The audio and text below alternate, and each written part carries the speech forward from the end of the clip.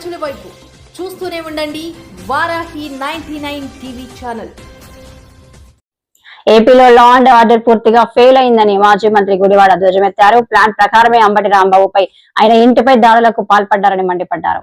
విద్వేషాలు రెచ్చగొట్టే విధంగా కూటమి నేతలు ఫ్లెక్సీలు పెడుతున్నారని, ప్రధానంగా తిరుపతి లడ్డూపై తప్పుడు ప్రచారం చేస్తూ ఫ్లెక్సీలు ఏర్పాటు చేస్తున్నారని విమర్శించారు. బెంగళూరు ఇంటర్నేషనల్ స్కూల్ ఏదైతే 11 ఎకరాలు కేటాయించామో, కేటాయించినటువంటి దాంట్లో మేము 2 నామ్స్ పెట్టాం. మొదటిది ఏంటంటే 25% ఫ్రీ సీట్స్ ఇవ్వాలి. ప్రభుత్వంలో మేము ఆ రోజు ఆ భూమికి కేటాయించినప్పుడు అది ఇంటర్నేషనల్ స్కూలు, పెద్ద స్కూలు, బెంగళూరు ఇతర ప్రాంతాల్లో పేరున్నటువంటి సంస్థ. భూమి తక్కువ ధరకి ఇస్తున్నాం కాబట్టి మీరు 25% ఫ్రీ సీట్స్ ఇవ్వాలనేటువంటి ఒక ప్రపోజల్ పెట్టాం. ఇదే గీతం సంస్థ 98లో 71 ఎకరాలు ప్రభుత్వ భూమిని వారు కేటాయింపు చేసుకొని 18,000 రూపాయలు, ఎకరా 18,000 రూపాయలు, 70 ఎకరాలు కలిపి 15 లక్షల రూపాయలకి మీరు తీసుకున్నారు. నేను అడుగుతా ఉన్నా, గీతం సంస్థ పెట్టి దాదాపు 45 సంవత్సరాలు అయింది. ఏ ఒక్కరికన్నా ఒక ఫ్రీ సీట్ ఇచ్చారో చెప్పమనండి.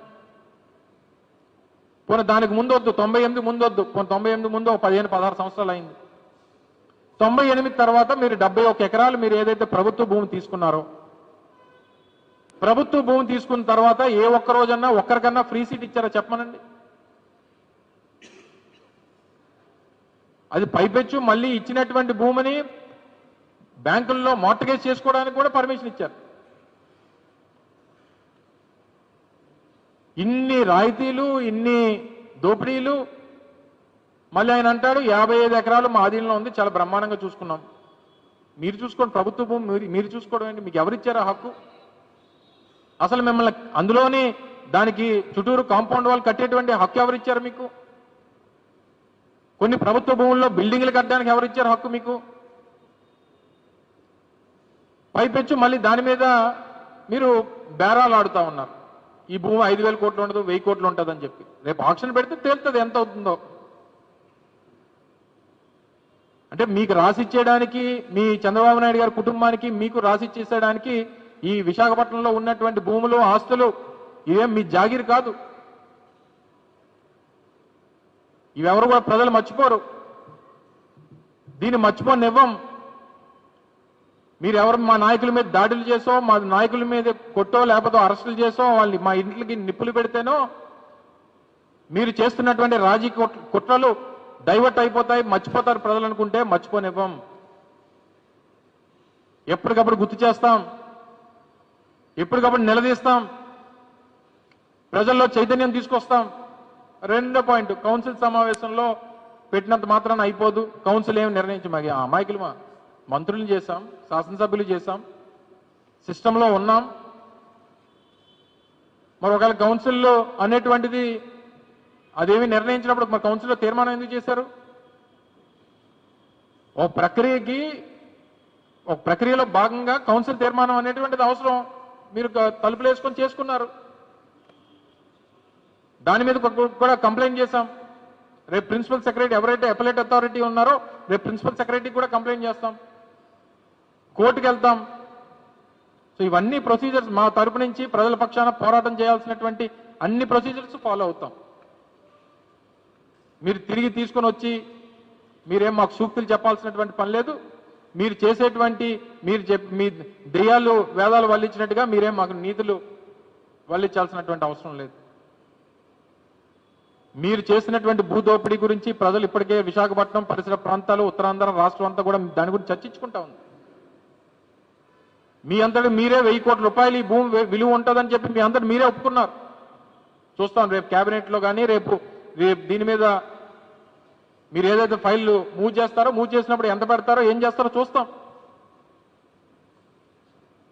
సో ఇవన్నీ కూడా మీరు చేస్తున్నటువంటి భూదోపిడీని, మీరు చేస్తున్నటువంటి రాజకీయ కుట్రల్ని, తిరుపతి లడ్డూ మీద మీరు చేసినటువంటి తప్పుడు ప్రచారాన్ని తిరిగి తీసుకొని వచ్చి మమ్మల్ని ప్రేరేపించడం.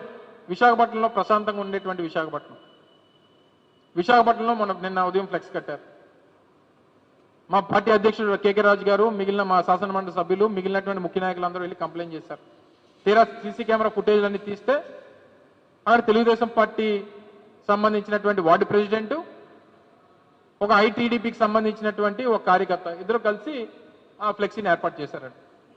రాసుకోవాల్సింది, కింద పేరు రాయాల్సింది. మేము పలానా వాళ్ళు పెడుతున్నట్టు కింద పేరు రాయవలసింది. ఎందుకు భయం? ఎందుకు మీకు? కేవలం ప్రేరేపించడానికి, మత విద్వేషాలు రెచ్చగొట్టడానికి, రాజకీయంగా కుట్రలు చేయడానికి, లా అండ్ ఆర్డర్ ఫెయిల్ అయితే సబ్జెక్ట్ డీవియేట్ చేయడానికి మీరు చేస్తున్నటువంటి తాపత్రయం అంతా కూడా కనబడతా ఉంది. ఈ ట్రాప్లో ఎవరు పడ్డానికి, వైఎస్ఆర్ కాంగ్రెస్ పార్టీ నాయకులు పడ్డానికి సిద్ధంగా లేరు. అందులో చంద్రబాబు నాయుడు గారికి ఏంటంటే ఆయన ఏం అనకపోయినా ఆయన అన్నట్టుగా ఫీల్ అవుతూ ఉంటాడు. మొన్న జరిగినటువంటి రాంబాబు గారి ఇష్యూలో ఒక మాస్ ఇన్సిడెంట్ జరుగుతున్నప్పుడు సహజంగా మానవ జన్మ ఎత్తినటువంటి ఏ ఒక్కడన్నా రియాక్ట్ అవుతాడు. నిన్ను నేను అమ్మని తిడుతున్నప్పుడు రియాక్ట్ అవ్వకపోతే మనిషివే కాదు నువ్వు. అలాగని చెప్పి దాన్ని ఎవరినో అక్కడ తిడుతున్న వాళ్ళని తిడితే అది నన్ను తిట్టాడని చెప్పి చంద్రబాబు నాయుడు గారి మీద ఆయన పులుపుకోవడం ఏంటి, దాని మీద ఈ రియాక్ట్ అవ్వడం ఏంటి, వీరొచ్చి గొడవ పెట్టడం ఏంటి?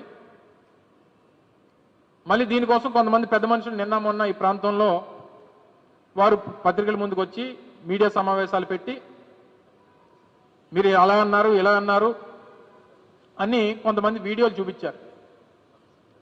నేను ఇప్పుడు మీ ముందు తెలుగుదేశం పార్టీ అధినాయకుడి దగ్గర నుంచి వారి పార్టీలో ఉన్నటువంటి నాయకుల వరకు ఏం మాట్లాడారో ఒక 2 నిమిషాలు మీ ముందు పెడతా.